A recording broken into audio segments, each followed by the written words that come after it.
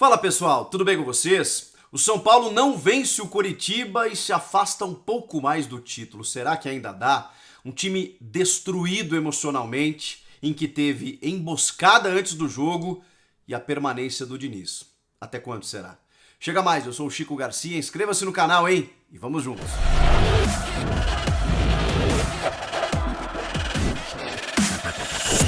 Pessoal, até demorei para gravar esse vídeo porque eu tava esperando a repercussão vinda lá do Morumbi depois desse empate com o Coritiba. Mais um jogo sem vitória, o quinto. Nos últimos 15 pontos disputados, o São Paulo conquistou apenas 2 e é por isso que se afasta cada vez mais da chance de título, embora ainda esteja um ponto atrás do Inter, né? É que o Inter joga na rodada, mas o Flamengo pode alcançar, o Flamengo também tem um jogo a menos, além do jogo desse domingo contra o Atlético Paranaense. Enfim, o São Paulo, com exceção, né, do Atlético Mineiro, vai vendo os outros concorrentes chegando e ele não consegue se manter no topo, e mais do que isso, né, com um desempenho que preocupa cada vez mais. Eu estava esperando essa repercussão porque havia uma possibilidade muito grande, pelas informações que a gente tinha, de que o presidente Júlio Casares mudasse o comando técnico caso o São Paulo não vencesse o Coxa. Pois bem, mais de uma hora depois, o Fernando Diniz foi para a entrevista coletiva. Seguramente houve reunião no vestiário, houve desdobramentos, conversas e tudo mais, até o São Paulo Futebol Clube entender que decisão iria tomar. Tem uma questão envolvendo a rodada ainda, né, que pode acontecer. Tem uma vitória do Inter que pode distanciar ainda mais se ela acontecer contra o Grêmio ou não. O Flamengo, como eu disse, se vencer complica também a situação do São Paulo ou não. Se o Flamengo tropeçar, assim como o Galo já tropeçou também na rodada, talvez ao final da rodada, ao final do domingo, o presidente pense, apesar de tudo, o São Paulo ainda tem chances de título. Vai precisar obter uma reação que não vem acontecendo, e a cada rodada que passa essa reação não acontece. Mas enfim, matematicamente, por todo esse contexto, o São Paulo ainda está na briga. Emocionalmente está fora, né? Emocionalmente a gente pode dizer que o São Paulo perdeu o título. Agora, o futebol é muito maluco, né, gente? Ele muda a cada semana. Especialmente se os seus adversários permitem com que você possa conquistar os seus objetivos. Vejam o Inter. O Inter estava fora da briga. Mas aí, e mesmo com o Abel Braga, que chegou, não conseguiu imediatamente dar uma resposta, de repente, a coisa muda completamente no Beira-Rio e o Inter ganha 7 seguidas. Inclusive esse 5-1 sobre o São Paulo. E o São Paulo despenca, desaba. Vai ter forças para reagir, a gente não está vendo isso acontecer. Mas a possibilidade existia. Só que aí tem um outro ingrediente que a gente não pode tirar do contexto. O São Paulo sofreu um atentado antes da chegada ao estádio. Um ato praticamente... Não vou exagerar, não. Vou ser muito consciente no que eu vou dizer. Um ato terrorista. Criminosos atacaram o ônibus do São Paulo com explosivos que foram desarmados pelo GAT, o Grupo de Ações Táticas Especiais da Polícia Militar. Gente, sabe-se lá o que poderia ter acontecido, né? E como eu vou tirar isso do contexto? Inclusive dos desdobramentos da diretoria com esse grupo. E envolvendo a comissão técnica também.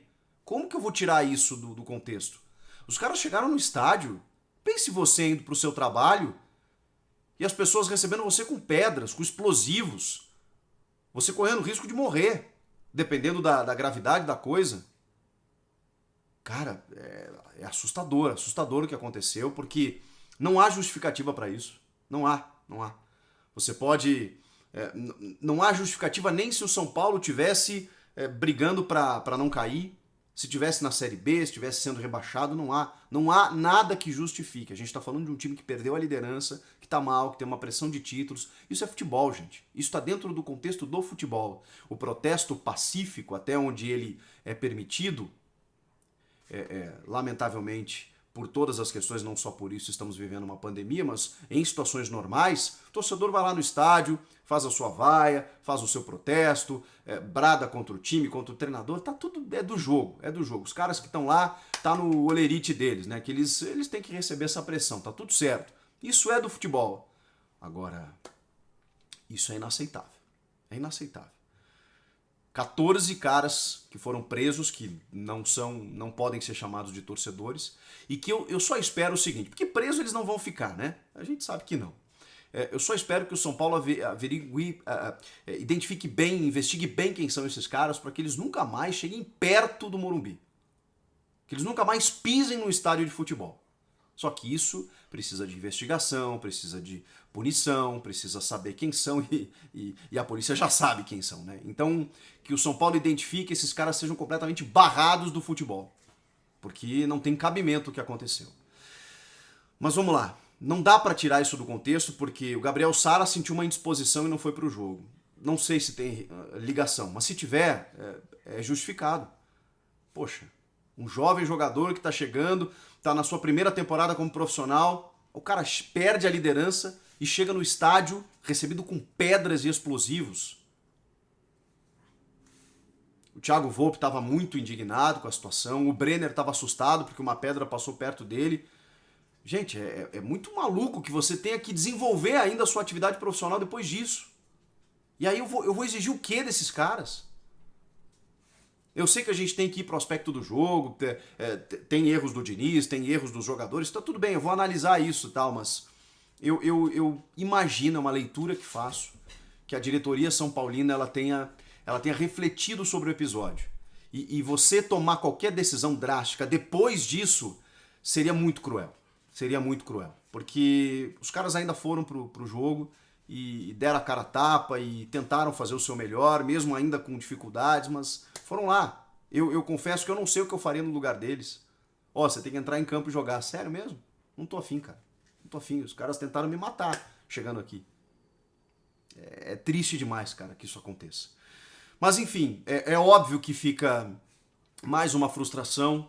É um empate, é mais um jogo sem vitória, é um São Paulo se afastando do título, é mais um jogo em que a possibilidade de você ser campeão ela fica mais distante. Aliás, tudo começa a se direcionar para o Inter mesmo, né? Que tem o Flamengo ainda na jogada, mas o Galo perdeu para o Vasco, o Inter tem a chance de, ao vencer o Grenal, disparar um pouco na liderança, então... E o São Paulo não, e o São Paulo vai ficando para trás. O São Paulo até melhorou em relação ao jogo contra o Inter, mas ainda muito abaixo, né? Muito abaixo.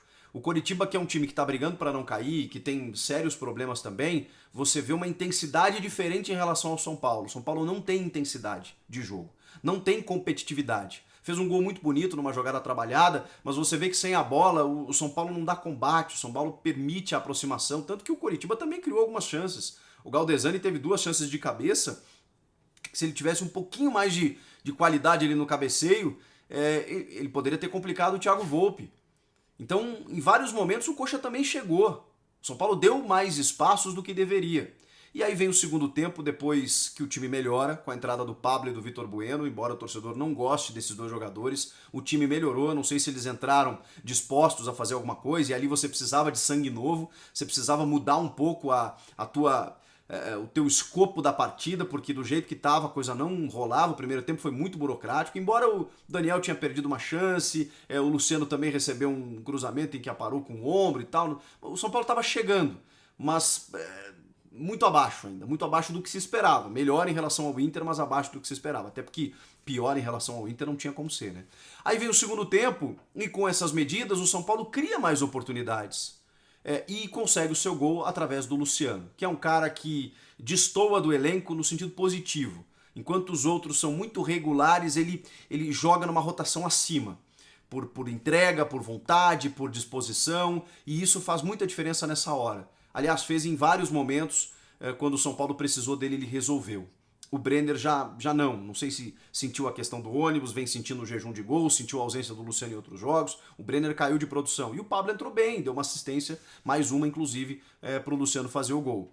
Só que aí, Diniz, você está ganhando o jogo, que é premente, que é fundamental, que é necessário, que é determinante, porque ali esqueçam o desempenho. Aliás, agora esqueçam o desempenho. É complicado um jornalista ter que falar isso, mas... eu também preciso fazer uma leitura de que sem o resultado você não ganha confiança para trabalhar. Ainda mais quando você está disputando o título. E desculpa, no futebol o resultado ainda é o mais importante. É que a gente parte do pressuposto de que se você tem um desempenho positivo, um desempenho bom, isso te leva ao resultado. Mas em alguns momentos o futebol ele é tão traiçoeiro que não interessa você jogar melhor do que seu adversário. O interessa é você vencer o jogo. O São Paulo até estava jogando melhor, se a gente for fazer essa relação com o desempenho, do que o Coritiba. Embora tivesse sido ameaçado em alguns momentos, estava melhor, criou chances, fez o seu gol. Teve mais uma oportunidade com o Pablo, um cruzamento do Juan Fran que a defesa afastou, estava chegando. Pecou nas finalizações e tal, mas estava chegando.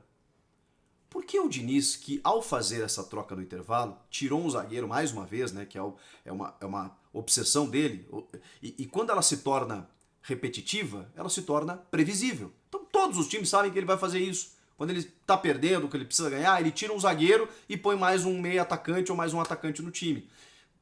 Recua o Luan e expõe mais ainda a sua defesa. E toma um gol assim, que o Ricardo Oliveira, com 67 anos e ainda qualidade, obviamente, avança pelo lado esquerdo sem nenhuma marcação, cruza e o Sarrafiori faz o gol. Aliás, Sarrafiori, jogador emprestado pelo Inter, que nunca conseguiu jogar pelo Inter e faz um gol que ajuda o Inter. Olha como é o futebol.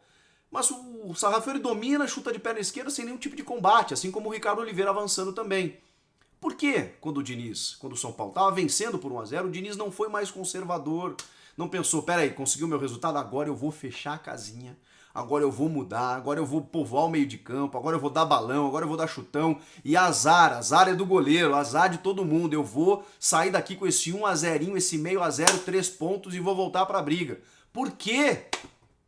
Não, ele precisa se abraçar na tese, se abraçar no conceito e até o final insistir na teoria de que ele pode continuar com o seu sistema de jogo, de posse e tudo mais.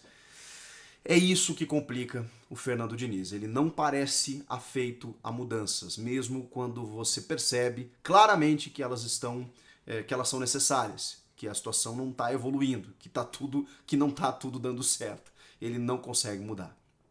Termina o jogo, tem uma imagem do Luciano que é sintomática, né? Ele perdeu um irmão recentemente, usou até o nome dele nas costas, um irmão de criação, né? Falecido por câncer.